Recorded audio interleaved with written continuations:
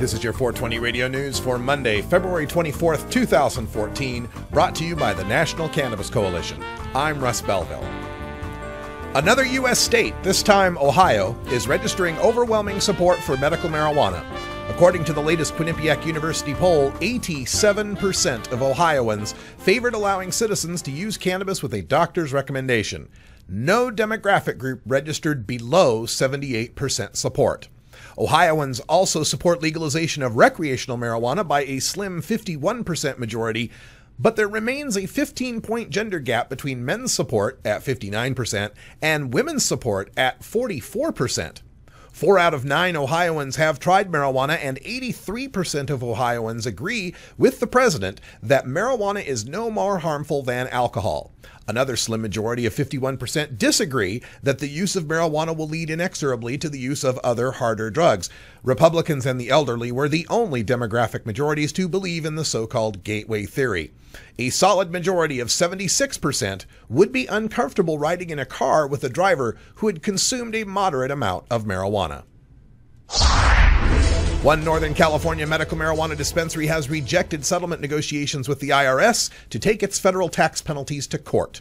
Quinnipiac of Sacramento is being punished by the IRS over a $800,000 tax penalty based on the federal 280E tax regulations, a Reagan-era statute designed originally to prevent cocaine kingpins from claiming drug-dealing business costs as tax deductions.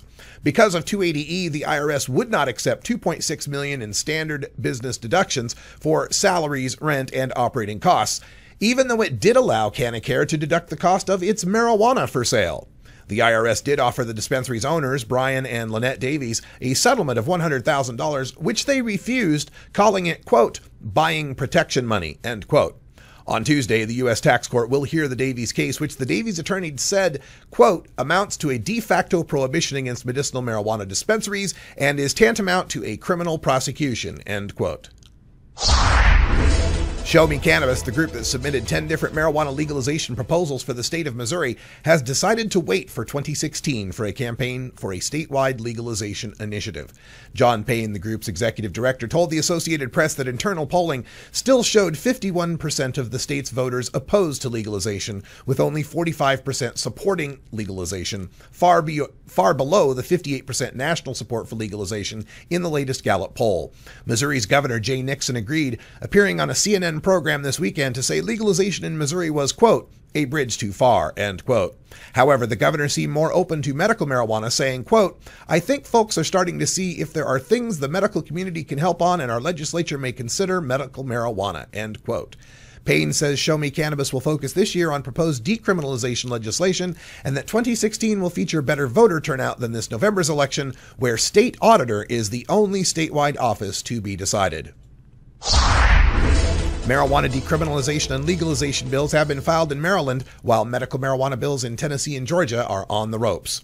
Tuesday, lawmakers in Annapolis will meet in a Senate committee to discuss a proposal to make possession of 10 grams or less a mere civil infraction with a $100 ticket, and another proposal to legalize possession of 1 ounce and cultivation of 6 marijuana plants. Heather Mazur, an openly gay Maryland delegate running for governor, is also openly supporting the legalization proposal, saying that opening the conversation about marijuana is much like coming out of the closet. Meanwhile, in Tennessee, legislators still perceive marijuana as a recreational gateway drug, and even those lawmakers offering measured support want to see the FDA approve any marijuana treatment before they sign on. And in Georgia, lawmakers are learning their attempts to get CBD oil to epileptic kids are stymied by the fact that the federal government won't supply Georgia with marijuana plants that are still illegal to cultivate in that state. Will doctors in Florida be able to write marijuana prescriptions for patients suffering from an itchy back?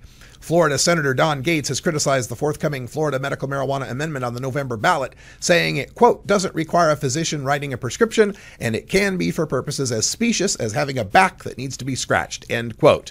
Now, PolitiFact, a nonpartisan political watchdog, has rated his claim as half true.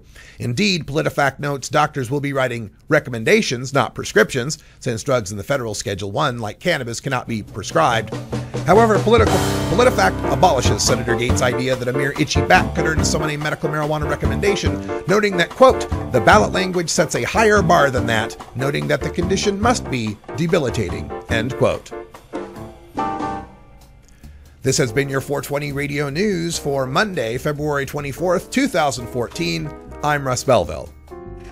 Transcripts of 420 Radio News are available exclusively at the National Cannabis Coalition. Visit ncc420.com to download today. When we come back, we'll go behind the headlines and take a look at recent comments from former drug czar Barry McCaffrey to the Washington Post about marijuana legalization. You're listening to The Russ Belville Show on 420radio.org. We'll be right back.